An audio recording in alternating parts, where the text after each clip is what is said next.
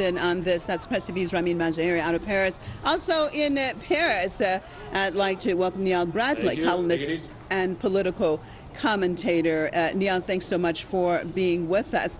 Well, can you tell us about this situation in your perspective? Where's this going? We've been seeing now weeks of constant protests, and it appears, first of all, that security forces can't seem to get a grip or control the situation. Let's start with that. What's your perspective on that side of things, and why we're seeing the type of clashes that we have been witnessing now for weeks? Okay, listen, I would like to amend or suggest an amendment to your on-the-scene reporter's characterization of the gendarmes as spoiling for a fight. This did not begin as a violent movement on November 17. There was one violent incident when a car ran over someone, but that did not involve any agents of the state. Now, in the 2 weekends since then, yes, in Paris there have been clashes, and yeah, it's really a riot, a full-on riot this week. There certainly is, and the gendarmes are responding violently. But there's something to consider here, is that the gendarmes are responding probably to agents provocateurs who've been inserted into the crowd to make them, hopefully, to turn them into a riot. This will be especially likely to happen in a place like Paris, the capital of France, of course. The vast majority of the protests taking place have not been at all like this. This is the one that's being flashed around the world on the international media. So we should consider that angle here, because it is in the interest. It doesn't remove your on-the-scene reporter's point, though, that the government ultimately will be responsible for this getting completely out of control. It began as a movement of primarily of rural people. It's the towns, suburbs, and small cities and villages across France, which is still a rather rural country, especially for Western Europe. It was they who've been feeling the brunt of all these taxes, and it was they who began this movement. So what we're seeing in Paris isn't, by all means, the whole picture of what's happening in France today. All right, stay with me. Let me just tell our viewers what you're witnessing. Viewers, you're looking at these live images now coming out of Paris as clashes continue to take place in the capital, and we hear the tear gas canisters being continually fired, but it doesn't seem like the people are really clearing the scene. What we know so far about today's demonstrations, at least 65 people have been injured. This is also includes 11 security members, and police are also saying that at least 120 protesters have been arrested. Well, Niall, I want to talk about this, that what we're seeing in Paris is just one place, but still, can you explain to me, these demonstrations are continuing to take place throughout the country, is that correct?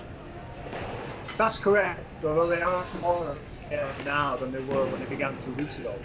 There were upwards of 300 to 400,000 people protesting in about 2,000 locations on the opening weekend on November 17. It's only about a tenth of that number today, but in some of the bigger towns there are still continuous, not so much protests, but pickets being held at key public points. And what are people thinking of the response or the lack thereof of French President Macron to their requests? You know, I think I can only think of anecdotal things from things that people have told me. We have one national opinion poll that puts its support for these protesters at about 70 to 77%. But anecdotally, it's interesting. I spoke with people on the opening weekend, and you know, they were cynical. They did not expect this to yield any actual results, like specifically the ending of this plan to increase fuel tax. They fully expect Macron's government to not listen to them and to go ahead with it. I think this is a protest. It's symbolic. People seem to know that the lack of response to Macron's government, or even the appearance of a response, so he might say, well, okay, we'll reconsider options and not go ahead with this policy change or this increase in prices. But people they're cynical at this point. It's been 10 years of these kinds of protests, and they don't expect it to actually change. Well, isn't that part of the problem? Just what you've just said. I mean, we have seen time and time again under various French presidents, whether we're talking about from Nicolas Sarkozy to Hollande, now Macron, we've seen demonstration after demonstration, but it appears as if the people's desires have basically fallen on deaf ears of the politicians. I want to know, what is that doing in general in the French society? Is there an overall lack of trust in the French political system or the leaders of the French society? Or is it that they look at it beyond that and look at the European Union and the problems with being a part of the EU and having them make a lot of decisions that cause some of these austerity measures? Oh, well, yes to all of that in a way. People blame the elites, or the French elites, the rich, they say, in France, are not paying their taxes, so why should we pay ours and be asked to pay more? But people will also go beyond the Paris, so Macron's government, and they will single out the EU as the ultimate culprit that's making the French government, and therefore all member state governments in the European Union, enact such policies. Remember that this is connected with the grand scheme to transition the European Union to a so-called green economy in 2040 or 2050. And the fuel tax rise is not a necessity, at least officially it's not. It's not like the government is in dire straits, it needs money to be able to maintain the programs it currently has to pay for. No, it's saying we need to increase taxes in order to get diesel and petrol fuel cars off our roads so we can roll out new cars in order to save the planet. And people are starting to, whether they believe that or not, they're starting to realize that they don't trust. You mentioned trust. Trust is the key word here. There is a chronic civic trust issue, and it's unfolding not just in France, but all over the European Union. Ultimately, people, I think, are placing the blame where it's probably deserved, at the EU level, because the EU just hard to respond, at least superficially, to what's going on. They may make some actual policy changes, but the European Union won't do anything. It will just carry on as it is already, and there are no meetings with people of Europe to affect any kind of change with them. They have no voice at that level. Now, when we look at this situation, we're talking about, well, the demonstration started, of course, in dealing with the increase in diesel prices. But if we look at the overall pressure that the French people are facing, are experiencing, it's 2018 now, we go back 10 years, compared to 2008 to now. Do you think that the French are actually, they feel it more and more on a day-to-day basis, that the quality of their life has changed, or not? Absolutely, absolutely. You talk to any number of protesters, and they either themselves or someone they know, like a neighbor or family or friend, has got to choose sometimes between whether to turn on the heating in winter or to feed themselves. It is really bad. I mean, relative to where Western Europe and France were before, things are bad for ordinary people. They would not be out on the streets in the freezing cold in November and December if they were not feeling the squeeze. And this is where there's such a gulf in reality between the elites in general, both at the French national level and the European level, and the ordinary people. The elites have no conception. They do not understand this. They assume that people are doing this for some ideological reasons, or they look for culprits. We may yet see Russia blamed for instigating these protests in France. I've been waiting for that headline. It's going to come, actually. All right, let me just tell our viewers, if they're just turning to the channel, turning us on, you're looking at these live images out of the French capital there in Paris, near the Champs-Élysées, as protesters have been demonstrating all day, and now you can see there are clashes taking place on the ground as police have moved in, security forces have moved in, and using tear gas.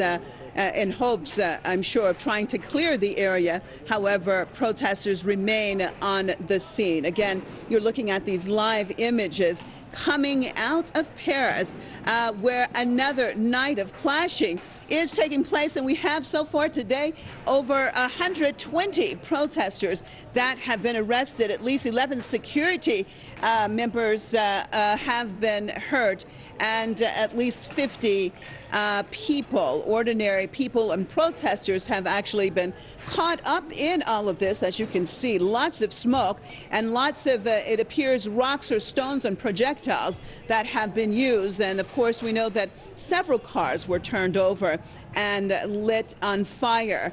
Again, this is Paris. You're looking at live images coming from another night of demonstrations. Well, Neil, what do you think with the demonstrators and their goal? I mean, how long do they want to continue these demonstrations? Because as you said, it doesn't appear that the president is going to change his mind. So how long are they going to continue? And ultimately, what's the goal?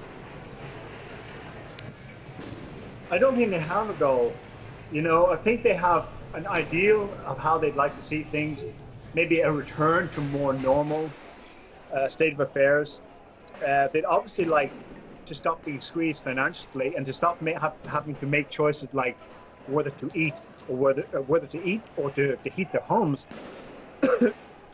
I think we'll probably see the movement peter out, like some of the previous ones before this, like the major riots that are up to protest then riots when Macron, when he was minister under Hollande's socialist government, tried to force through these major employment law changes, Macron's law. So it will peter out. It's going to be winter soon. People won't be on the streets forever. However, at each successive eruption of discontent in France, just as in other European countries, I think I could probably check with the numbers, but I think we're seeing more people out on the streets, more people who've never protested before, and people who are angrier. And this is going to trend, maybe not this particular movement, but this trend is going to continue. I don't know how bad it can get. People are talking about 1789 again, Civil War. It's in the air. People are feeling quite articulated. Well, Neil, just one quick thing. I mean, you as in the journalism business, you're a columnist, a political commentator. You know, it's interesting when I look at mainstream media, and of course they have covered it, but not that much in depth. And I'm just thinking, because of course I'm sitting in the Iranian capital right now in Tehran, that if these scenes that I'm looking at coming out of Paris right now were coming out of Tehran, the difference in the way the mainstream would have been covering it and talking about it. I want to talk about that side of things and all of this also.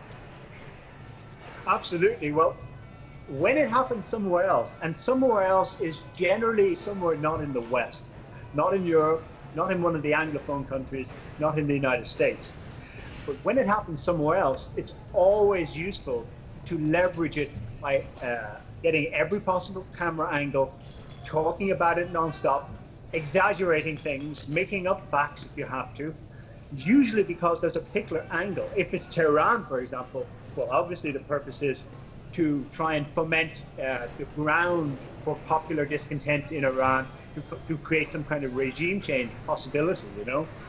But even if there's no particular angle, if it's in a non-Western country in general, anywhere, maybe somewhere in Africa, you might get equivalent kind of coverage, intense coverage that's disproportionate to the scale of the actual protest movement taking place. Why? Because whenever it's outside the West, we'll talk about it. If it's inside the West, we won't. Because if we do talk about all these crises inside the West, it diminishes the moral kind of and social beliefs we have about ourselves that are so important to upholding the view of the West as being the best. So it's a kind of it's partly an instinctive Western thing that comes with so many years of being on top, you know, and it's also partly a political motive to try and leverage any situation to create some political goal like regime change or something. All right. Thanks so much for being with us. Again, viewers, you're looking at these live images out of Paris, and you're looking at near the Champs-Élysées, where protesters and security forces continue to clash. And we'll be following it very closely. Thanks so much for being with us, Niall Bradley, columnist and political commentator.